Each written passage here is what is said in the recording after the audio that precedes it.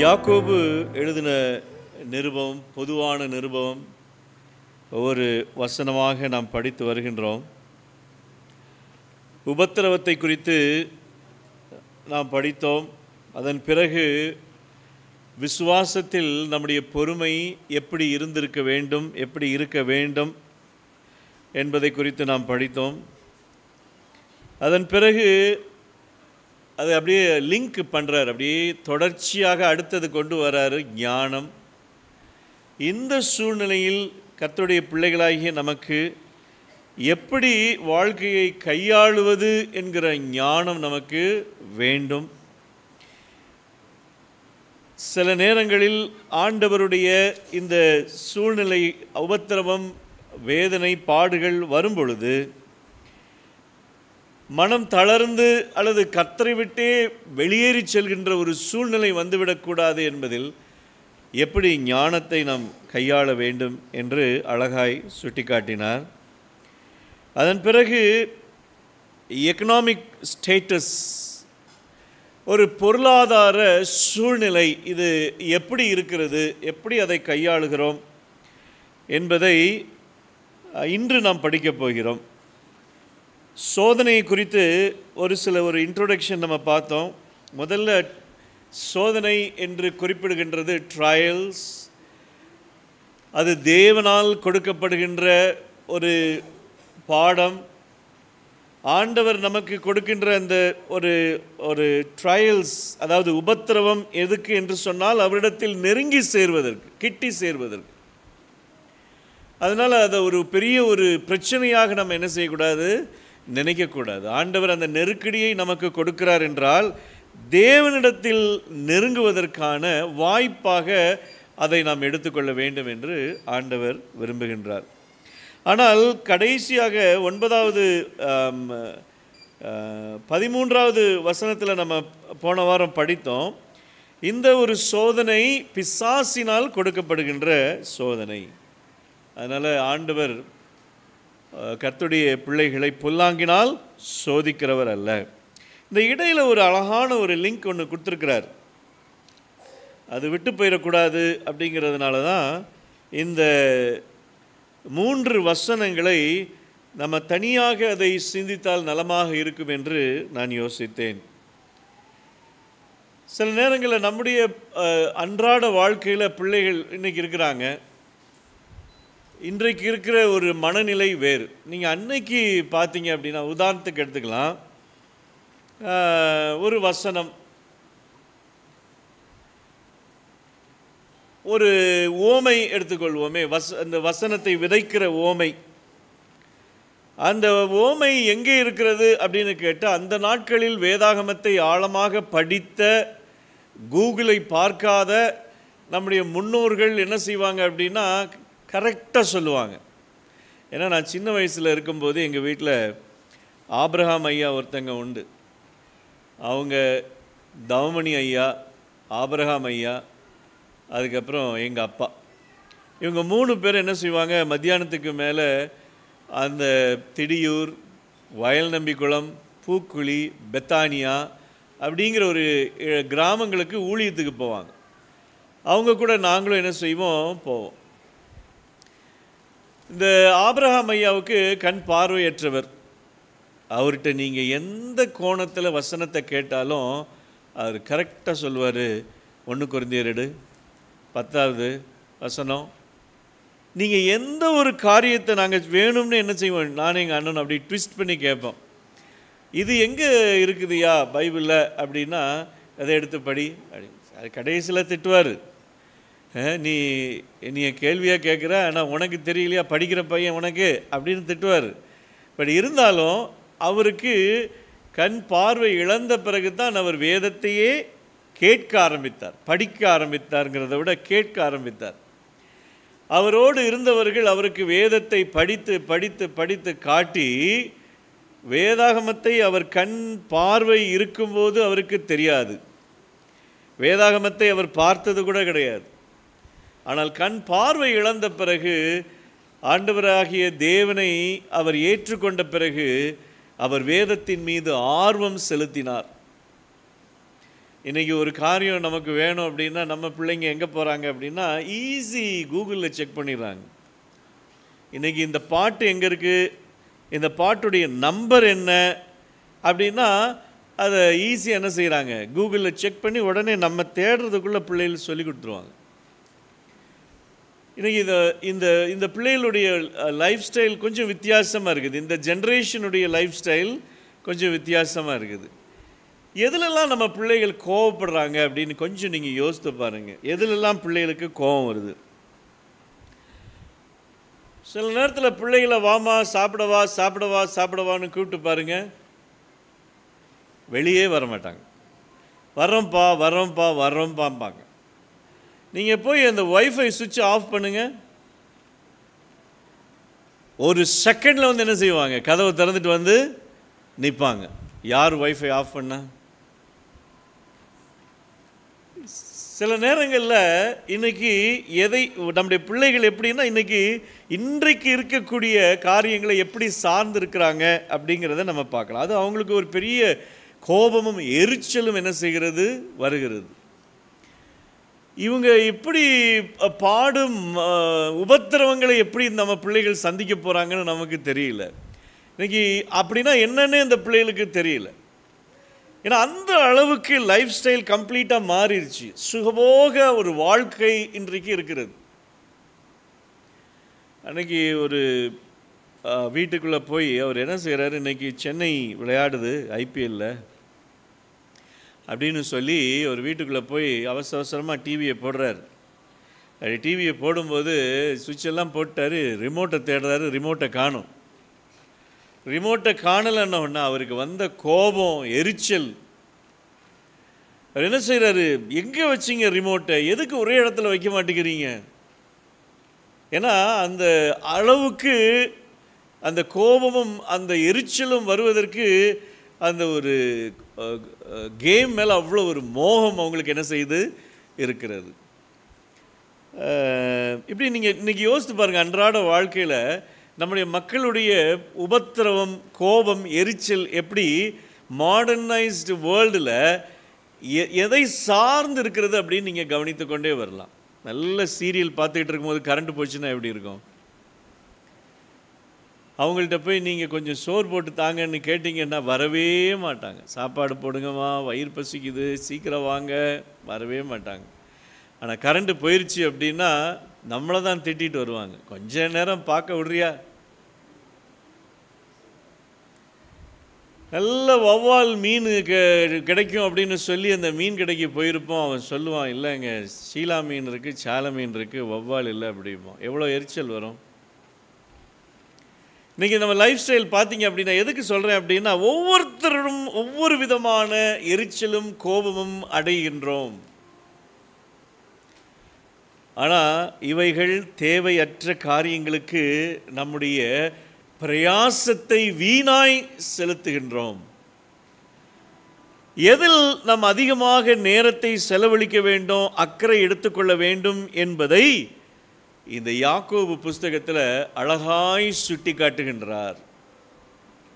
அதனால தான் அவர் ஃபஸ்ட்லேருந்து ஒரு லிங்க் அப்படியே கொடுத்துக்கிட்டே வர்றாரு. எப்படின்னா உங்களுடைய நேரமும் உங்களுடைய வாழ்வும் எதை சார்ந்து இருக்க வேண்டும், எதை குறித்து கவலைப்பட வேண்டும், எதை குறித்து மனதிலே நீங்கள் ஆண்டவருடைய சமூகத்திலே பிரார்த்தனை செய்து கொண்டிருக்க வேண்டும், வாஞ்சிக்க வேண்டும். Desire of your heart. எந்த ஒரு காரியம் இல்லையா, நமக்கு முதல் காரியம் என்ன அப்படின்னா டிசைர், அதன் பிறகு டிபெண்டன்ட். ஒரு மனதிலே ஒரு காரியத்தை வைத்து ஆண்டவரோடு பேசிக்கொண்டிருக்கிறவர்களுக்கு இந்த உலகத்தில் எவை நடந்தாலும் அது கண்ணுக்கே தெரியாது. என்ன அநீதி இந்த உலகத்தில் நடந்தாலும் அவர்கள் அதை குறித்து கவலைப்படுவதில்லை. அவருடைய மனமானது பரலோகத்தை சார்ந்திருக்கும். அவங்க பரலோகத்தில் வாழ்ந்து கொண்டிருக்கிறாங்க, அவருடைய சரீரம் இந்த பூமியில் இருக்கிறது. அவர்களுடைய டிசைர், அவர்களுடைய டிபெண்டன்ஸ் எல்லாமே பரலோகத்தை சார்ந்திருக்குது. ஒரு காரியம் நடக்கவில்லை என்றால் அது தேவனுடைய திட்டம். ஒரு காரியம் நடந்ததென்றால் அது கர்த்தருடைய காரியம். ஆண்டவர் இந்த காரியத்தை எனக்கு செய்ய அவர் சித்தமானால் செய்வார், சித்தமில்லை என்றால் இல்லை அப்படிங்கிற ஒரு மனப்பக்குவம் கர்த்தருடைய சமூகத்தை சார்ந்து இருக்கிறவர்களுக்குத்தான் அது இருக்கும் என்று நாம் நன்றாக அறிந்திருக்கின்றோம். அதனால தான் இன்னைக்கு யாக்கோபுடைய ஒரு அருமையான ஒரு காரியம், எக்கனாமிக் ஸ்டேட்டஸை பற்றி நம்ம பார்க்குறோம். எக்கனாமிக்ஸ் அல்லது எப்படி சொல்கிறது, நம்முடைய பொருளாதாரம். இந்த பொருளாதாரத்திற்கு நம்ம என்ன செய்வோம் அப்படின்னா உக்ரானத்துவம் அப்படின்னு நம்ம போயிடக்கூடாது. ஆண்டவர் இன்னைக்கு எப்படிப்பட்ட ஒரு இடத்தில் என்னை வைத்திருக்கிறார், என்னுடைய வருமானம் என்ன, என்னுடைய செலவினங்கள் என்ன, அது குறித்து ஒரு குரல் கூட இருக்குது இல்லையா? என்ன குரல், யாராவது சொல்லுங்க பார்ப்போம். இல்லாகி தோன்றா கெடுமா இல்லையே, நல்ல ஒரு குரல் உண்டு. எப்படி செலவழிக்க வேண்டும் அப்படின்னு யாராவது சொல்லுங்க பாப்பா. எப்படி செலவழிக்க வேண்டும்? நல்ல ஒரு குரல், திருக்குறள் ஒன்று உண்டு. இவ்வளோ நேரம் யோசித்துக்கிட்டு இருந்தேன். யாரு இல்லை, சரி விடுங்க, அது ஞாபகத்துக்கு வரும்போது நான் சொல்கிறேன். ஏன் அப்படின்னா, அதாவது வரவு குறைவாகவும் செலவு அதிகமாகவும் இருந்தால் நாம் என்ன செய்வோம்? இன்றைக்கி நம்மளால் நம்மளுடைய எக்கனாமிக்கல் ஸ்டேட்டஸ் மிக மிக படுபாதாளத்திற்கு போகிறோம் அப்படின்னா அருமையான ஒரு குரல் ஒன்று உண்டு. ஏன் அப்படின்னா, இன்றைக்கு இந்த உலகத்தில் 2 விதமான மக்கள் இருந்து கொண்டே இருக்கிறார்கள். இதில் நடுத்தர மக்கள்னு நம்ம யாரையும் சரியாக குறிப்பிட்டு சொல்ல முடியாது. ஒன்று ஏழை, இன்னொன்று பணக்காரன். ஒரு ஏழையை எதை வைத்து நம்ம கணக்கிடுகிறோம் அப்படின்னா, அவனுடைய வருமானம், அவனுடைய வாழ்வியல், அவன் எப்படி அவனுடைய வாழ்க்கை அமைந்திருக்கிறது. ஒரு பணக்காரன் என்று எதை வைத்து இந்த உலகத்தில் நம்ம கணக்கிடுறோம் அப்படின்னா, அவனுடைய வருமானம், அவனுடைய அந்த ஸ்டேட்டஸ், அவனுக்கு இருக்கக்கூடிய வீடு, அவனுடைய ட்ரெஸ்ஸிங், அவங்க வைத்திருக்கிற பொருள், அவங்களுடைய பயணங்கள், இதெல்லாம் வச்சு இவர்கள் பணம் படைத்தவர்கள், இவர்கள் ஏழைகள். இந்த ஏழைகளுக்கு இடையில் நிறைய உண்டு. ஒன்று நடுத்தர வர்க்கம், இன்னொன்று தரித்திரம், இப்படிப்பட்ட காரியங்கள்லாம் உண்டு. நம்ம அதை எடுத்துக்கொள்ள வேண்டாம். 2 காரியம், ஒன்று பணம், இன்னொன்று பணம் இல்லாமை. இந்த பணம் படைத்தவர்களுடைய மனம் எப்படி இருக்க வேண்டும், பணம் இல்லாதவர்களுடைய மனம் எப்படி இருக்க வேண்டும், இதை தான் யாக்கோபு இங்கு அழகாக சுட்டி காட்டுகின்றார். அதனால் நம்ம சில நேரங்களில் நம்ம ரொம்ப பெரிய ஒரு செல்வந்தனாக வரணும் அப்படின்னு ஒரு ஆசை நமக்கு இருக்கும். எப்பொழுதுமே பணம் குணம் அப்படி மாறிக்கிட்டே இருக்கும். பணம் வந்ததால் குணம் கெட்டு போயிடும். பணம் நம்முடைய கையில் இருக்குமானால், நம்முடைய அது வரைக்கும் மிக தாழ்மையாக இருந்த அநேகர் பணம் படைத்த பிறகு தன்னை அடையாளம் காட்டிக்கொள்வதற்காக என்ன செய்வாங்க, கொஞ்சம் தன்னை மேன்மையாக இந்த சமுதாயம் கருத வேண்டும் என்று நினைப்பதுண்டு. அதனால தான் பணம் என்பது எப்படிப்பட்ட ஒரு சூழ்நிலையை, இரு திறத்தாருடைய சூழ்நிலையை படம் பிடித்து காட்டுகிறது. ஒரு 3 வசனத்தில் அவர் சொன்னாலும், அவர் யூதர்களை மனதில் வைத்துக்கொண்டு எழுதுகின்ற காரியம் என்ன என்று சொன்னால், நல்லா தெரியும் நமக்கு யூதர்கள் அப்படின்னாலே அவங்க செல்வம் படைத்தவர்கள். இன்னொன்று, அவங்க ஏழைகளை பார்த்தா பாவிகள் என்று தான் சொல்லுவாங்க, ஏழைகள் என்று சொல்ல மாட்டாங்க. யூதர்கள் அவர்களுடைய மனதிலே தாங்கள் கடவுளுடைய பிள்ளைகள், நமக்கு இருக்கக்கூடிய செல்வம் எல்லாம் கடவுள் நம்மை ஆசீர்வதித்தது. அதனால் இந்த ஏழைகளை எல்லாம் பார்த்தா அவங்க ஏழைகள் என்று சொல்ல மாட்டாங்க. அவங்க என்ன சொல்லுவாங்க அப்படின்னா, அவங்க எல்லாம் பாவிகள் என்று சொல்வார்கள். அவங்க புவர் அப்படிங்கிற வார்த்தையை யூஸ் பண்ண மாட்டாங்க. சின்னுங்கிற வார்த்தையை தான் என்ன செய்வாங்களாம், யூதர்கள் யூஸ் பண்ணுவாங்க. அதை நம்ம மனதில் வைத்துக்கொள்வோம். யாக்கோபு எழுதும்போது அந்த ஒரு கான்செப்டில் தான் என்ன செய்கிறாரு, எழுதுகிறார். பணக்காரன் ஏழையை பார்க்கும் பொழுது இவன் பாவி தரித்திரன் என்ற ஒரு கோணத்தில் என்ன செய்யக்கூடாது, பார்க்கக்கூடாது என்பதை அவர் எழுதுகின்றார். பொதுவாக பொருளாதாரத்தை வைத்து இந்த நாட்டை எப்படி கணக்கிடுறோம்? இப்போ இன்றைக்கி செல்வ செழிப்பான ஒரு நாடு, பொருளாதாரத்தில் உயர்ந்த நாடு அப்படின்னா நம்ம எதை சொல்லுவோம்? அமெரிக்கா, கனடா போன்ற, ஆஸ்திரேலியா போன்ற நாடுகளை ஃபஸ்ட் கேட்டகரியில் இந்த உலகத்தில் வச்சுருக்கிறாங்க இல்லையா? ஐநா இன்றைக்கி வைத்திருக்கிற அந்த இது என்ன பார்த்தீங்கன்னா, வளர்ந்த நாடுகள் அல்லது இந்த பணக்கார நாடுகள் அப்படின்றதில் பார்த்திங்கன்னா இந்த அமெரிக்கா, கனடா இந்த மாதிரி நாடுகள்லாம் வரும். அடுத்ததாக நார்த் கொரியா, ரஷ்யா, சைனா இது எல்லாமே 2ஆம் தரத்தில் இருக்கக்கூடிய நாடுகள். இந்தியா மற்ற நாடுகள் எல்லாமே இப்பொழுது தான் இண்டஸ்ட்ரியல் டெவலப்பிங் கண்ட்ரி, முன்னாடி 3rd கண்ட்ரிஸ்னு சொல்லுவாங்க நம்மளை.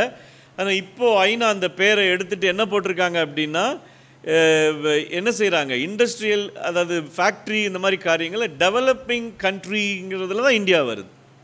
அது நம்ம ஏழை நாடுகள்லேயும் இல்லை. இன்றைக்கி அதை ஒரு சின்ன இதாக என்ன செஞ்சுட்டாங்க, மாற்றிருக்கிறாங்க. ஏழை நாடுகள் பட்டியலில் இந்தியா இல்லை. இன்றைக்கி என்ன பட்டியல் அது இருக்குது அப்படின்னா, இண்டஸ்ட்ரியல் டெவலப்பிங் கண்ட்ரி அப்படிங்கிற ஒரு ஸ்டேட்டஸில் இந்தியா இருக்குது. சரி, நான் அமெரிக்காவையே பார்த்து நம்ம கேட்கும்போது, அமெரிக்காவில் எல்லாருமே பணக்காரர்களா, எல்லாருமே செல்வம் செழிப்புள்ளவர்களா? இல்லை. அங்கேயும் நீங்கள் அநேக ஏழைகளை என்ன செய்யலாம், பார்க்கலாம். அமெரிக்காவில் பார்த்தீங்க அப்படின்னா 70% பேர் பணம் படைத்தவர்கள். அவங்க கையில் தான் கம்ப்ளீட் கண்ட்ரியுடைய பிஸ்னஸே இருக்குது. ஆனால் 30% பேர் ஏழைகளாக அங்கே இருக்கிறார்கள் என்று அவர்களுடைய கணக்கீடு சொல்கிறது. இந்தியாவுக்கு அது அப்படியே ஆப்போசிட். இந்தியாவில் பார்த்தீங்க அப்படின்னா பணம் படைத்தவர்கள் 30%, ஏழைகள் 70%. இந்த கவர்மெண்ட்டும் வங்கியும் இந்த பணக்காரர்களை டிபெண்ட் பண்ணி தான் என்ன செய்தான் இந்தியாவில் இருக்குது அப்படிங்கிற ஒரு காரியமும் இங்கு சொல்லப்பட்டிருக்கிறது. அதனால தான் சில நேரங்களில் இந்திய தேசத்தின் மக்கள் என்ன செய்வாங்க அப்படின்னா, இந்த அரசாங்கத்தையும் வங்கியும் எப்போவுமே என்ன செய்வாங்க, கடிந்து பேசிக்கொண்டே இருப்பாங்க. ஏன்னா எல்லாமே அவர்களுக்காகவே கொடுக்கப்படுகிறது. ஏன்னா நம்மளுடைய சூழ்நிலை, பொருளாதார சூழ்நிலை அப்படிப்பட்டதாக இருக்கிறது என்று உலக வல்லுநர்கள் என்ன செய்கிறாங்க, சொல்கிறாங்க. சரி, இது உலகம். யாக்கோபு உலகத்தை பற்றி பேசலை, அது ஒரு உதாரணத்துக்காக தான் எடுத்தோம். உலகம். யாக்கோபு பேசுகின்ற காரியம் எங்கே அப்படின்னா, சபை, கர்த்தருடைய பிள்ளைகள், கர்த்தருடைய சத்தியத்திலே வளர்ந்த பிள்ளைகள், சத்தியத்திலே உறுதியாக இருக்கக்கூடிய பிள்ளைகள், அவர்களுடைய மனநிலை எப்படிப்பட்டதாக இருக்க வேண்டும் என்று அவர் விரும்புகின்றார். 2 பிரிவுகள் சபையிலும் இருக்கிறது. அதுக்கு தான் அந்த வார்த்தை யூஸ் பண்ணுகிறார். தாழ்ந்தவன் என்ற ஒரு வார்த்தை அவர் யூஸ் பண்ணுகிறார். தாழ்ந்தவன், இல்லாதவன், எல்லாரை போலவும் உயர்ந்த காரியங்களில் இல்லாத ஒரு நிலையில் உள்ளவன், தாழ்ந்தவன் அப்படின்னு ஒரு வார்த்தை அவர் என்ன செய்கிறாரு, யூஸ் பண்ணுறார். சில நேரங்களில் சபை இந்த 2 பேரையும் எப்படி ஹேண்டில் பண்ணுறது அப்படிங்கிறதையும் நாம் மனதில் வைத்துக்கொள்ளணும். பணக்காரர்களுக்கு முதலிடம், ஏழைகளுக்கு ஒரு தாழ்விடம் அப்படிங்கிறதுல நிச்சயமாக நான் இதுவரைக்கும் பார்த்த சபைகளில் அப்படி ஒரு காட்சியை நான் பார்த்ததில்லை. செவன்த் டே அட்வென்ட் திருச்சபையில் நான் அப்படி பார்த்ததில்லை. ஆனால் பல சபைகளில் நான் கேள்விப்பட்டிருக்கிறேன். இந்த இடம் பார்த்திங்கன்னா அவங்க தான் உட்காரணும், அந்த குடும்பம்தான் அந்த கிராமத்தில் உயர்ந்த ஜாதி, உயர்ந்த குடும்பம், அவங்களுக்கு தான் இந்த இடம். அவங்க இந்த இடத்துல உட்காரலை அப்படின்னா வேறு யாரும் அந்த இடத்துல போய் என்ன செய்யக்கூடாது, உட்காரக்கூடாது. இப்படிலாம் இருக்குது நிறைய இடங்களில் நான் கேள்விப்பட்டிருக்கிறேன். ஆனால் இங்கு தாழ்ந்தவன் அப்படிங்கிற ஒரு வார்த்தையை அவர் உபயோகிக்கிறதற்கு காரணம் என்ன என்று சொன்னால், எல்லாரிடத்திலும் எல்லாமும் இருப்பதில்லை. உதாரணத்துக்கு ஆபிரகாமை நம்ம எடுத்துக்கொள்ளலாம். ஆபிரகாமை குறித்து யாராவது எடுத்தவங்க வாசிங்க பாங்களா. ஆதியாகமம் 13வது அதிகாரம் 2வது வசனத்தை வாசிங்க. ஆதியாகமம் 13வது அதிகாரம் 2வது வசனம். ஆபிரகாமுக்கு மிருக ஜீவன்களும் வெள்ளியும் பொன்னுமான ஆஸ்திகளை உடைய சீமானாய் இருந்தான். ஆபிரகாம் அப்படின்னாலே நம்ம எல்லாருக்கும் தெரியும், அவர் விசுவாசத்தின் ஒரு தந்தை என்று அவரை அழைப்பதற்கு காரணம் அந்த அளவிற்கு அவர் தன்னை தேவனுடைய சமூகத்திலே, நீங்கள் ஆதியாகமம் 18வது அதிகாரத்தை படிச்சிங்கன்னா தன்னுடைய நெற்றி தரையில் விழும்படியாய் தேவனை ஆராதிக்கக்கூடியவர், சாஷ்டாங்கமாய் விழுந்து பணிந்து தேவனுக்கு பணிவிடை செய்கின்றவர். ஆனால் அவருடைய பேர் என்ன? சீமான். செல்வ சீமான். ஆபிரகாம் மிருக ஜீவன்களும் வெள்ளியும் பொன்னுமுடைய ஆஸ்திகளை உடைய சீமானாய் இருந்தான். 5வது வசனத்தை வாசிங்க.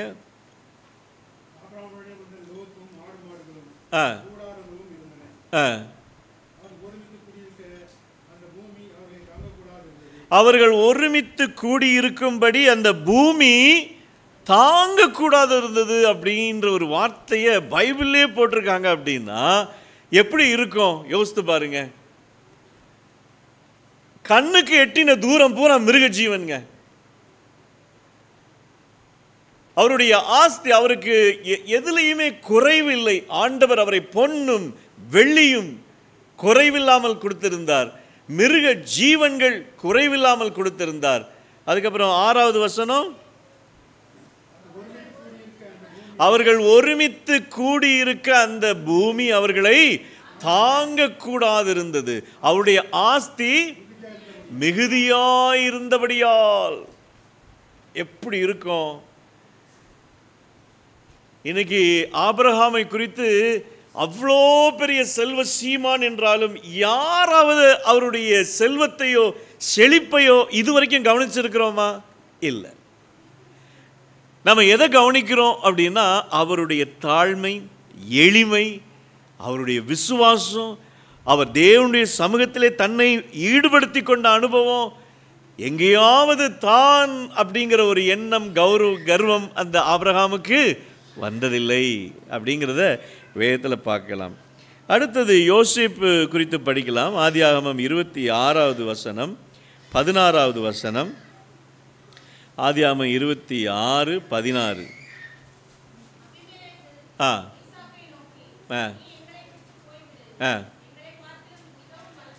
எங்களை பார்க்கிலும் மிகவும் பலத்தவனாய் இருக்கிறாய்.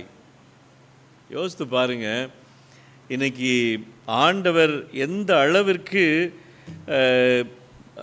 ஈசாக்கை ஆசீர்வதித்திருக்கிறார். நிறைய லிஸ்ட் இருக்குது. அவைகளெல்லாம் நம்ம படிக்க ரொம்ப நேரம் ஆகும். யோபு கேட்கவே வேண்டாம். அவருக்கு முன்னாடி இருந்ததை விட பின்னிலைமை பயங்கர ஆசீர்வாதம். அடுத்தது யாக்கோபு, ஆண்டவர் திரளாய் அந்த மனிதனை ஆசீர்வதித்திருந்தார். ஒரே ஒரு வசனத்தை மட்டும் படிப்போம். இந்த சாலமோன். ஏன்னா ஆபிரகாம்கிட்ட என்ன இருந்துச்சு?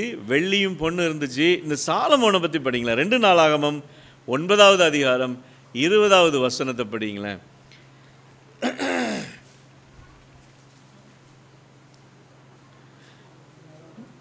2 நாளாகமம் 9:20.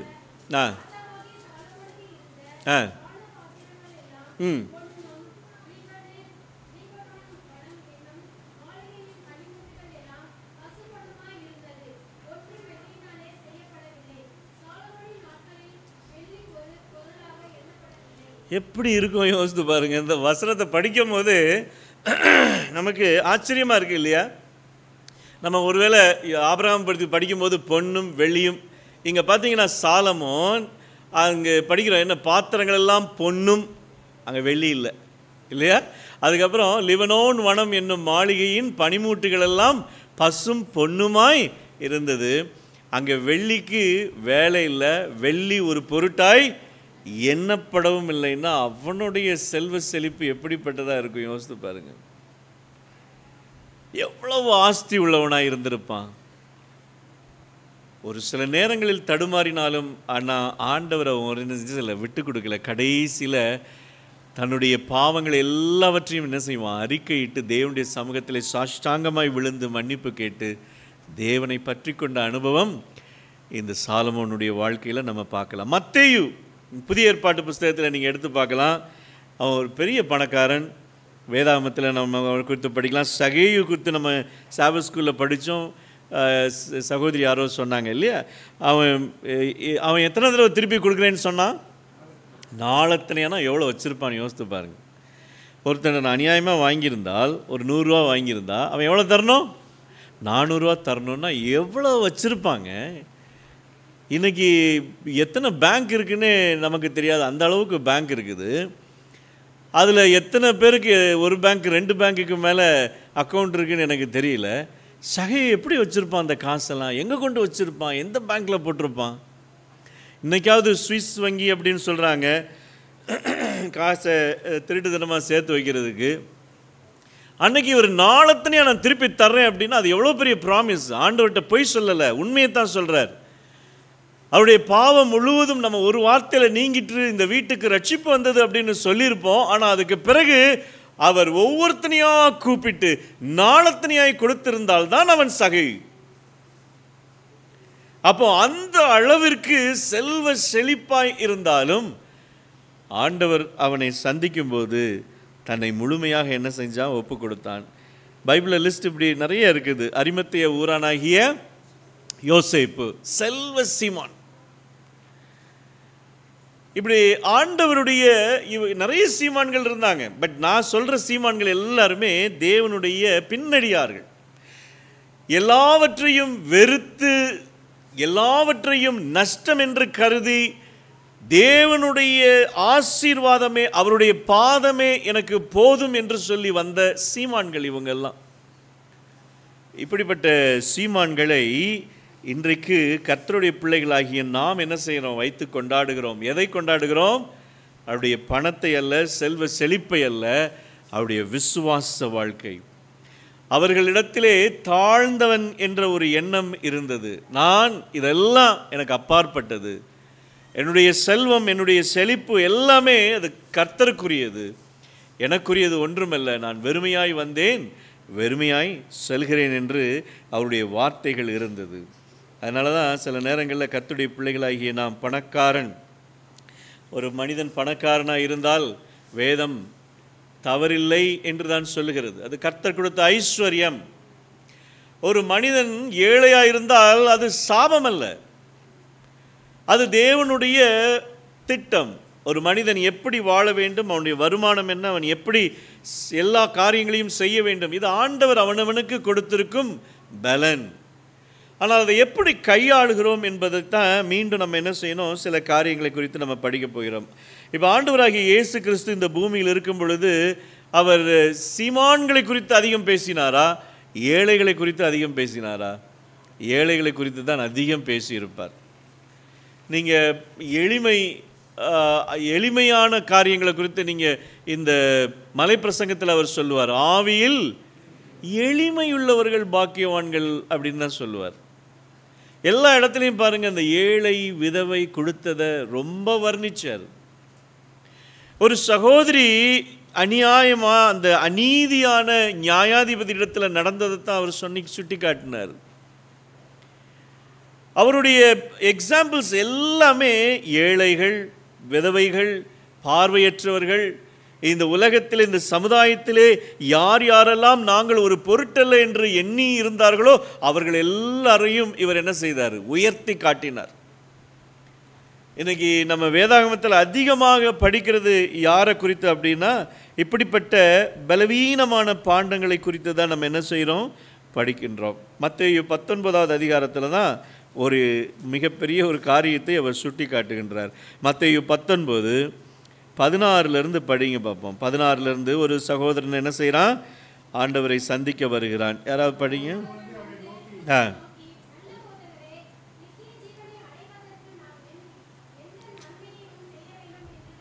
சரி, அவன் கேட்குற கேள்வி பாருங்க. முதல்ல நல்ல போதகரே என்று சொல்லுகின்றான். ஆண்டவர் அதை ரிஜெக்ட் பண்ணுறாரு, வேண்டாம். அடுத்தது என்ன கேட்குறான்? நித்திய ஜீவனை அடைவதற்கு நான் எந்த நன்மையை செய்ய வேண்டும்? ஏன்னா நான் நிறைய செஞ்சுக்கிட்டு இருக்கிறேன், இன்னும் ஒரு காரியம் என்னிடத்துல குறை இருக்கிறதுன்னு நான் நினைக்கிறேன் அப்படிங்கிறத அவன் சுட்டி காட்டுகிறான். தன்னுடைய பெருமையை அவன் பேசுகிறான். நல்லா தெரிஞ்சுக்கொள்ள வேண்டும், ஒரு பணக்காரன் என்று சொன்னால் அவனுடைய உள்ளத்தில் பெருமையும் இருந்தால், அது ரெண்டுமே ட்வின் பிரதர்ஸ் மாதிரி, ட்வின் சிஸ்டர்ஸ் மாதிரி. எது? வெல்த்தும் ப்ரைடும் இருந்ததுன்னா, செல்வமும் பெருமையும் இருந்ததென்றால் அது ஆபத்தானது. அதை வேதாகமம் வன்மையாக என்ன செய்கிறது? கண்டிக்கிறது. அந்த பணம் வந்துருச்சு அப்படின்னாலே நம்முடைய லைஃப் ஸ்டைல் மாறுது அப்படிங்கிறது தான் வேதம் சுட்டி காட்டுகிறது. அவன் என்ன செய்கிறான் அப்படின்னா, அவனுடைய கேள்வி பாருங்க, ஆல்ரெடி நான் நிறைய நன்மைகளை செஞ்சுக்கிட்டு இருக்கிறேன், இந்த ஏதோ ஒரு நன்மை, நித்திய ஜீவனை அடைகிறதுக்கு ஏதோ ஒரு நன்மை இருக்காமே, அது என்ன நன்மை, அதையும் சொன்னால் நான் செஞ்சுட்டு போகிறேங்கிற மாதிரி அவனுடைய கேள்வி என்ன செய்யுது இருக்குது. ஆண்டவருடைய பதிலை பாருங்கள், எப்படி இருந்துச்சு ஆண்டவருடைய பதில். ஆ ஆ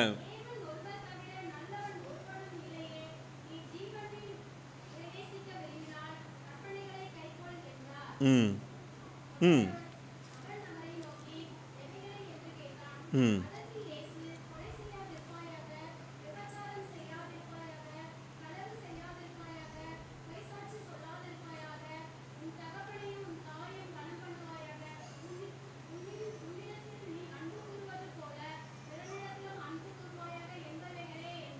சரி, அதுக்கு அவனுடைய பதில் எப்படி இருந்தது.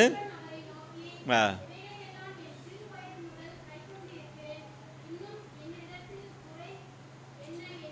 சரி, அப்போது இவனுடைய கேள்வி நல்லா கவனிக்கணும். அவன் என்ன கேட்குறான் அப்படின்னா, நான் நிறைய நன்மைகளை செய்து கொண்டு வருகிறேன், இந்த நித்திய ஜீவனுக்குன்னு உள்ள நன்மை என்ன அப்படின்னு கேட்குறான். அப்போ ஆண்டவர் என்ன செய்கிறாரு, கற்பனை எல்லாம் நீ கடைபிடின்றாரு. நான் சின்னதுலேருந்து கடைபிடிச்சிக்கிட்டு இருக்கிறேன். ஆக அவன் நினைக்கிறான் தன்னுடைய உள்ளத்தில் நான் எல்லா காரியத்தையும் சரியாய் செய்து கொண்டிருக்கின்றேன். ஆனால் எதுவுமே சரியில்லைங்கிறத தான் ஆண்டவர் என்ன செய்கிறார், அவன்கிட்ட சுட்டி காட்டுகின்றார். ஏன் அப்படின்னா அவர் சொல்கிறாரு, உன்னுடைய அடுத்த கேள்வி என்ன. அந்த வாலிபன் சிறு வயதிலிருந்து சொல்லுகின்றார். 21வது வசனம். ஆ ஆ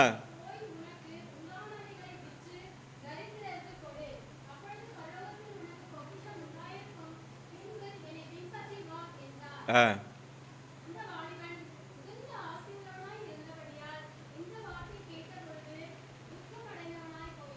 பார்த்தீங்களா. அப்போ ஆண்டவர் சொல்கிறாரு, இந்த பணக்காரன் ஐஸ்வர்யவான் பரலோக ராஜ்யத்தில் பிரவேசிப்பது ஊசியினுடைய காதில் ஒட்டகம் நுழைந்து விடும், இப்படிப்பட்டவர்கள் வரணும் அப்படின்னா. ஏன் அப்படின்னா அந்த அளவிற்கு அவர்களுடைய மனம் எதில் இருக்கிறது. அவர் எல்லாத்தையும் வித்துட்டு வா அப்படின்னு முதல்ல சொல்லவே இல்லையே, இவனாக தான் போய் சிக்கிறான்.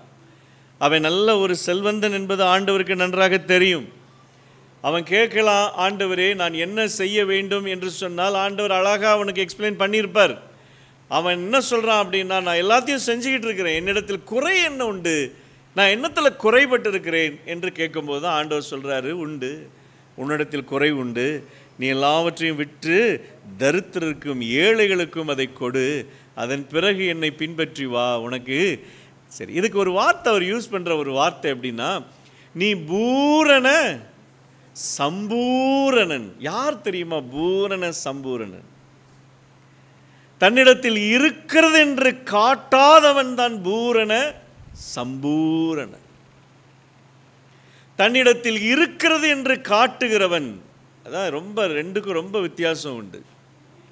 ஏன் அப்படின்னா இங்கு யாக்கோபு அழகா அதை சுட்டி காட்டுகிறார். என்ன சொல்றார் அப்படின்னா, நீ ஐஸ்வர்யவானாய் இருந்தால் புல்லின் பூவை போல ஒளிந்து போவாய்.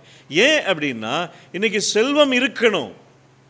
அந்த செல்வம் எதற்கு உபயோகப்படுத்தப்படணும்னா, அரிமத்திய ஊரானாகிய யோசேப்பை போல அது தேவனுக்கு பயன்படுத்தப்பட வேண்டுமே தவிர என்னை உயர்த்துவதற்காக அல்ல.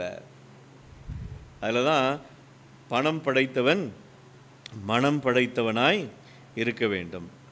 பணம் படைத்தவன் பணத்தின் மீது மனதை வைத்தான் என்றால் அது அவனை என்ன செய்யும், மேட்டிமை என்ற ஒரு குணத்துக்குள்ளே தள்ளும். அதனால தான் இருக்கிற இடம் தெரியக்கூடாதுன்னு சொல்லுவாங்க பாருங்க, அவன்தான் பூரண சம்பூரணன். அரிமத்திய ஊரானாகிய யோசேப்பு அந்த காட்சியில் மட்டும்தான் வந்து மிகப்பெரிய ஒரு காரியத்தை செய்துவிட்டு சென்றார். வேற எங்கேயாவது ஒரு இருக்கிற இடம் தெரிஞ்சிச்சா? இல்லை. சகேயு அந்த இடத்துல வந்து மிகப்பெரிய ஒரு காரியத்தை செய்துவிட்டு சென்றார். அவர் இருக்கிற இடம் தெரிஞ்சிச்சா? இல்லை. அதன் பிறகு அதான் கர்த்தருடைய பிள்ளைகள் ஒவ்வொருவருடைய வாழ்க்கையும் எதை வைத்து அப்படி சொல்கிறாரு. சில நேரங்களில் ஆண்டவரே இந்த உலகத்திற்காக நான் அதிக பிரயாசப்பட்டேன் என்றால், நல்லா யோசித்து பாருங்கள், ஒரு 60 வருஷம் இந்த உலகத்தில் நம்ம வாழ்ந்து நம்ம எல்லாம் பணம் சம்பாதித்து சேர்த்து வைத்து வீடு கட்டி எல்லாம் செஞ்சுருப்போம். ஆனால் அந்த 60 வருஷத்தில் என் தேவனுக்கு நான் என்ன செய்தேன்? அதான் வாரம் வாரம் சர்ச்சுக்கு வரலாம், காணிக்க போடுறலாம், போதாத ஆண்டவருக்கு. அந்த மனநிலை இருந்ததென்றால் அதுதான் ஆபத்து. ஆண்டவர் சொல்கிறாரு, எதையாவது விற்று ஏழைகளுக்கும் தரித்திரருக்கும் கொடு. உன்னுடைய காரியங்களில் கர்த்தருக்கு என்னத்தை செய்யணும் அப்படின்னு அவர் சொல்கிறார். சூரியன் கடும் வெயிலுடன் உதித்து புல்லை உலர்த்தும் போது அதன் பூ உதிர்ந்து அதன் அழகான வடிவு அழிந்து போம். ஐஸ்வர்யவானும் அப்படியே தன் வழிகளில் வாடி போவான், பிரயோஜனமே இல்லாமல் போயிடுவான். ஆண்டவர் கையில் பணம் கொடுத்தார் அப்படின்னா அந்த பணம் எதுக்கு? 4 பேருக்கு நீ நன்மை செய்ய வேண்டும் தான் கொடுத்துருக்கிறாரே தவிர இந்த உலகத்தான் போல தனக்கும் தனக்கு பின்னால் அப்படிங்கிற காரணத்திற்காக ஆண்டவர் என்ன செய்யல? நம்ம கையில் பணத்தை கொடுக்கவில்லை. வெளிப்படுத்தின விசேஷம் 3வது அதிகாரம் 17வது வசனத்தை நம்ம வாசிப்போம். அதில் இந்த கேரக்டர் லவோதிக்கேயா சபைக்கு தேவனுடைய எச்சரிக்கை அப்படிங்கிறத நம்ம பார்க்கலாம். நிர்பாக்கியம் உள்ளவனும் பரிதபிக்கப்பட்டவனும் பரிதபிக்கப்படத்தக்கவனும். நல்ல கவனிப்போம், ஒவ்வொரு வார்த்தையும் அவ்வளோ ஆழமாக எழுதப்பட்டிருக்கிறது. நிர்பாக்கியம் உள்ளவனும் பரிதபிக்கப்படத்தக்கவனும் அப்படின்னா ஆல்ரெடி டன். அடுத்தது தரித்திரனும் குருடனும் நிர்வாணியுமாயிருக்கிறதை அறியாமல் நான் ஐஸ்வர்யவான் என்றும் திரவியசம் பண்ணுகிறவன் என்றும் எனக்கு ஒரு குறையும் இல்லை என்றும் சொல்லுகிறபடியால். ரொம்ப கவனமாக இருக்கணும். இந்த லவோதிக்கேயா இதான் 2ஆம் கட்ட சபை. இந்த 2ஆம் கட்ட சபையில் நம்ம எல்லாருடைய கேரக்டர் 2ஆம் கட்ட கேரக்டராகவே இருந்துகிட்டு இருக்கு. அதை வேதாகமம் எச்சரிக்கிறது. எப்படி எச்சரிக்கிறது? ரொம்ப கேர்ஃபுல்லாக. எப்படி அது அதனுடைய ஸ்மெல் என்ன செய்யக்கூடாது? என் மேலே அந்த வாடை என்ன செய்யக்கூடாது? இருக்கக்கூடாது. நான் செல்வந்தன் என்று சொல்லாதிருப்பாயாக. உன்னிடத்தில் செல்வம் உண்டு என்றால் கர்வம் கொள்ளாதே, மேட்டிமை அடையாதே. அதை எந்த விதத்திலும் உன்னுடைய பாடி லாங்குவேஜில் காட்டாதே. ஏன் அப்படின்னா அந்த சூரியன் உதிச்சிச்சு அப்படின்னா அந்த பூ என்ன செய்கிறோம்? அப்படியே வாடி போயிடும். செல்வம் நமக்கு எதிரிடையாய் சாட்சி சொல்லும். அதனால தான் கர்த்தருடைய பிள்ளையாகிய யாக்கோபு சில நேரங்களில் கர்த்தருடைய பிள்ளைகளாகிய நம்மை எச்சரிக்கின்றார். ஆண்டவரே, எனக்கு நீர் கொடுத்த செல்வம் என்ன என்று சொன்னால் இட்ஸ் எ ட்ரையல்.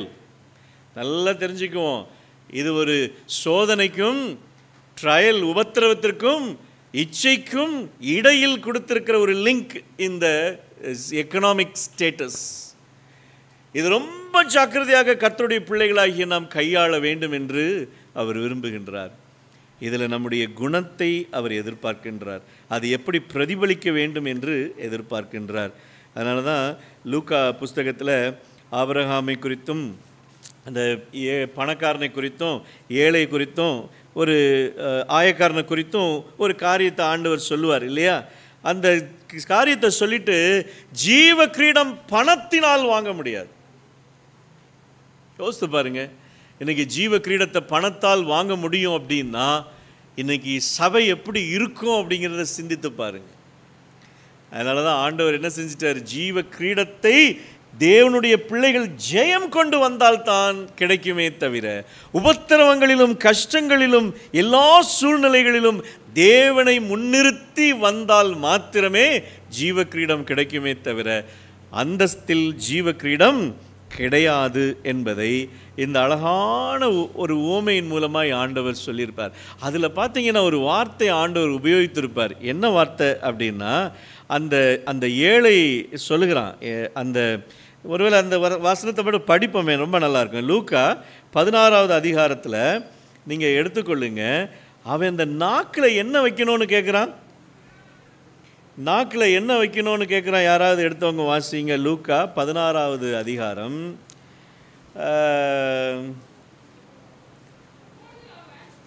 இங்கே கீழே வாங்க, 23 படிங்க.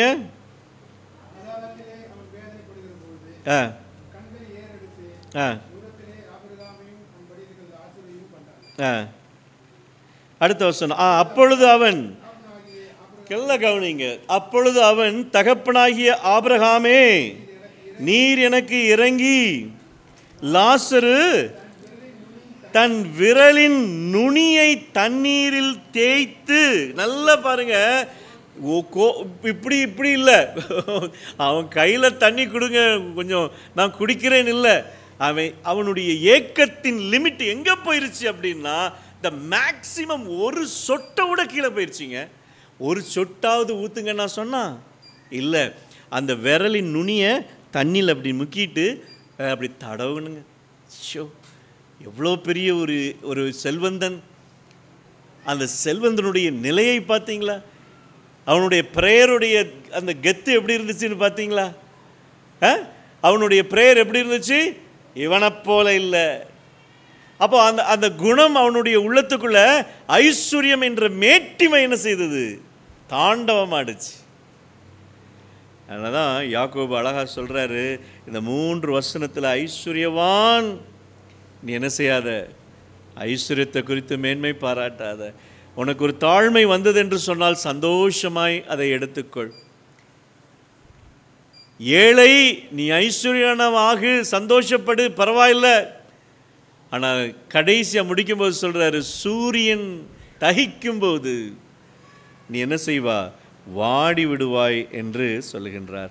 கர்த்தருடைய பிள்ளைகளாகி நீங்களும் நானும் இன்றைக்கு இப்படிப்பட்ட ஒரு காரியத்தை கடந்து வரும் பொழுது, ஆண்டவரே, நல்ல 2 காரியத்தை மனதில் வைத்துக்கொள்வோம். இஃப் ஐ எம் வெல்தி, என்னுடைய ட்வின் பிரதரோ சிஸ்டரோ என்ன செய்யணும்? உடனே கட் பண்ணணும். அது என்னது? ட்வின் என்னது? ப்ரைட், பெருமை. உடனே கட் பண்ணணும். இஃப் ஐ எம் புவர், நான் உண்மையிலே சந்தோஷப்படணும். ஆண்டவரே, என்னை ஏழையாய் நீர் வைத்திருப்பதற்காய் சந்தோஷம், எனக்கு நீர் கொடுக்கின்ற ஐஸ்வர்யம் எனக்கு போதும் ஆண்டவரே என்று ஆண்டவருடைய சமூகத்திலே நாம் சந்தோஷப்பட வேண்டும். இந்த 2 காரியங்களையும் அழகாய் வர்ணித்த இந்த யாக்கோபு அதை எப்படி போய் முடிக்கிறார் அப்படிங்கிறதையும் நீங்கள் கவனிங்க. அடுத்த வாரத்தில் நம்ம படிக்க போகிறோம். சோதனையை சகிக்கிற மனுஷன் பாக்கியவான், அவன் உத்தமன் என்று விளங்கின பின்பு கர்த்தர் தம்மிடத்தில் அன்பு கூறுகிறவர்களுக்கு வாக்குத்தத்தம் பண்ணின ஜீவ கிரீடத்தை பெறுவான். நாம் எல்லாரும் அந்த ஜீவ கிரீடத்தை பெறுவதற்கு வந்திருக்கிறோம். அப்படிப்பட்ட ஒரு ஜீவ கிரீடத்தை பெறுவதற்கு கர்த்தர் நமக்கு மிகப்பெரிய ஒரு வழியை கொடுத்திருக்கிறார். எப்படிப்பட்ட ஒரு சூழ்நிலையை நாம் கையாள வேண்டும் என்று அதை ஆண்டவர் சமூகத்திலே நாம் என்ன செய்வோம்? ஜாக்கிரதையாக கைக்கொள்வோம். லவோதிக்கேயா சபையில் இருக்கக்கூடிய கர்த்தருடைய பிள்ளைகளாகிய நாம் ஜாக்கிரதையாய் அந்த இடத்திலிருந்து வெளியேறுவோம். கர்த்தர் நமக்கு உதவி செய்வாராக. ஜெபம் செய்வோம். எங்கள் பரிசுத்தமுள்ள ஆண்டவரே, இந்த அருமையான பரிசுத்தமான நாளிலே உம்முடைய பிள்ளைகளாகிய நாங்கள் தேவ சமூகத்திலே வந்து யாக்கோபு இந்த நாளிலே சுட்டி காட்டின அருமையான வார்த்தைகளை படிக்க கிருபை செய்தீர். ஆண்டவரே, ஒரு நாள் மின்சாரம் தடைபட்டிருக்கும் இந்த சூழ்நிலையில் இந்த வெப்பத்தை கூட எங்களால் தாங்கிக் கொள்ள முடியாமல் நாங்கள் அவதிப்படும் இந்த சூழ்நிலையில் பயங்கரமான ஒரு நாள் வரப்போகிறது. கொடுக்கப்பட்ட காலமும் தருணமும் வீணடிக்கப்பட்ட பின்பு அந்த நாளிலே ஆண்டவரே, ஐயோ பிதாவே, தெய்வமே என்று கதறினால் கூட இரக்கமில்லாத நாள் ஒன்று வரப்போகிறது என்பதை வேதம் எங்களுக்கு சுட்டி காட்டுகிறது. ஆண்டவரே, இந்த வெளி புழுக்கத்தை விட மனப்புழுக்கத்தில் ஐஸ்வர்யவான் இருக்கிறான் என்பதை அதனுடைய ஊமையும் அழகாய் சுட்டி காட்டினீர். ஒரு ஊசியின் காதிலே ஒட்டகம் நுழைவதற்கு சமம் ஒரு ஐஸ்வர்யவான் பரலோகத்திற்கு வருவது. அவன் மன புழுக்கத்தில் உம்மை விட்டு ஓடிவிட்டான் ஆண்டவரே, துக்கித்தவனாய். இந்த சாதாரண உஷ்ணத்தை தாங்க முடியாத எங்களுக்கு பரலோகத்தின் தேவன் தகிக்கும் நாளிலே கொண்டு வந்து விடும் பொழுது நாங்கள் என்ன கதறினாலும் இரக்கம் கிடையாது என்பதை அறிந்திருக்கிறோம். நீ அனலாயிரு, இல்லைனா குளிராயிரு, வெது வெதுப்பாய் இருக்காதே என்று ஆண்டவர் சுட்டி காட்டுகின்றீர். ஆண்டவரே, நீ அனலாயாவது குளிராயாவது இருந்தால் நலமாயிருக்கும் என்று தான் சொல்லி இருக்கின்றீர். இன்றைக்கு அநேகர் ஆண்டவரே இந்த உலகத்திலே உலக காரியங்களுக்காய் பிரயாசப்பட்டு உலக பொருளாதாரத்திற்கு முக்கியத்துவம் கொடுத்து உலக மேன்மை உலக மேட்டிமையை மனதிலே தாங்கிக் கொண்டு இருப்பதை கர்த்தர் கவனிக்கின்றீர். ஆனால் ஆபிரகாமைப் போல, ஈசாக்கைப் போல, யோபுவைப் போல வாழக்கூடிய மனப்பக்குவத்தை இந்த வேதாகமத்தில் ஆண்டவர் எங்களுக்கு சுட்டி காட்டியிருக்கிறீர். ஆனால் நடைமுறையில் அது எங்களிடத்தில் வருவதற்கு தயங்குகிறது. நாங்களும் ஆண்டவரை அதற்கு முக்கியத்துவம் கொடுக்காமல் கடந்து செல்கிறோம். இந்த உலகம் எங்களுக்கு முக்கியமல்ல ஆண்டவரே. தன்னுடைய தலையை கொடுக்கும் பொழுது பவுலார் அழகாய் சொல்லுகின்றார், எல்லாம் நஷ்டம் என்று கருதினேன், என்னுடைய தேவன் எனக்கு கொடுக்கும் அந்த ஜீவ கிரீடம் மாத்திரமே எனக்கு முக்கியத்துவம். ஆண்டவரே, நாங்கள் உத்தமன் என்று விளங்க வேண்டும் என்றால் இந்த சோதனையெல்லாம் நாங்கள் கடந்து செல்ல வேண்டியது இருக்கிறது. ஆண்டவரே, எங்களுக்கு உதவி செய்தரலாம். இந்த நாளிலும் வந்திருக்கிற கர்த்தருடைய பிள்ளைகள் எல்லாரையும் நீர் ஆசீர்வதியும். உம்முடைய வருகை சீக்கிரமாக இருக்கிறபடியால் எங்களுடைய கால் உம்முடைய பரலோகத்தின் வாசற்படி என்றைக்கு மிதிக்கும் என்று ஏங்கிக் கொண்டிருக்கிற ஒவ்வொருவரையும் சமாதானத்தோடும் ஆறுதலோடும் அனுப்பியறலாம்.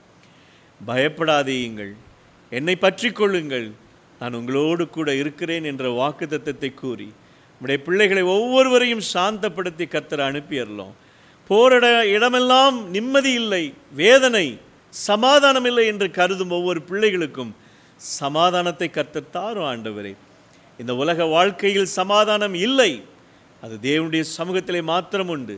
அதை ஏங்கி நாடி பிடித்து கொண்டிருக்கிற அத்தனை பிள்ளைகளுக்கும் அந்த சமாதானத்தை கர்த்தர் கட்டளையிடுகிறீர். அதனாலே வந்திருக்கிற ஒவ்வொருவரையும் சமாதானத்தோடு அனுப்பும், ஆசீர்வதித்து அனுப்பும். அன்பின் இரட்சகர் இயேசு மூலம் இவைகள் எல்லாம் கேட்கிறோம் எங்கள் நல்ல பிதாவே, ஆமென். என் ஆத்துமாவே கர்த்தரை சோஸ்திரி, என் முழு உள்ளமே அவருடைய பரிசுத்த நாமத்தை சோஸ்திரி. என் ஆத்துமாவே கர்த்தரை சோஸ்திரி, அவர் செய்த சகல உபகாரங்களை மறவாதே, ஆமென். நம்முடைய கர்த்தராகிய இயேசு கிறிஸ்துடைய கிருபையும் பிதாவாகிய தேவனுடைய அன்பும் பரிசுத்த ஆவியானவருடைய அந்யோன்ய ஐக்கியமும் சமாதானமும் சிநேகமும் பாதுகாப்பும் வழி நடத்தலும் நம் ஒவ்வொருவரோடும் ஆண்டவருடைய அதிசீக்கிர வருகை மட்டும் இருப்பதாக. ஆமென்.